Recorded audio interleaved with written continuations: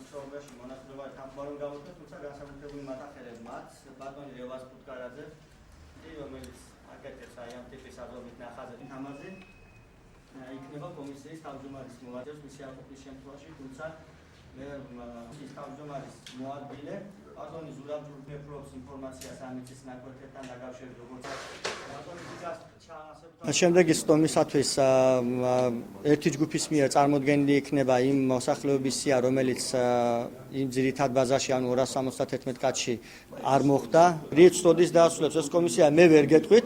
თქვენ გაიგონოთ, რომ მე თვითონ შევთავაზე კომისიის იმ წევრებს, რომლებიც მოსახლეობისგან არიან დანიშნულებული. მე და კომისია იმუშავებს იმ რეჟიმში, რა რეჟიმშიც ისინი შემოგთავაზებენ. მაინც არ იყო ისეთი მისაღები ეს დღევანდელი შეხვედრა, მაგრამ იმედი გვაქვს, რომ ჩვენ ვენდობით თავრობის თავმჯდომარის სიტყვას ვენდობით ჩვენ, რომ მაისის ბოლომდის, რაც არის ცენტრალური ხელისუფლების დაქვემდებარებაში, გადმოეცემა აჭარის ხელისუფლებას, ჩინოუგინი რამდენიც დაბალი დონის ჩინოი, რამდენსაც მეც მოატყუილებ ხალხს, იმდენ ზევით ქულებს იწერს, ეგე და აი იმიტომ ახლა ლაპარაკ, მათ იციან რომ ჩვენ არ გვჯერა, რასაც გველაპარაკებ და ჩვენ არა ვართ თანახმა მაგაზე, მაგრამ მაინც ასეთნაირად მიღებული არის.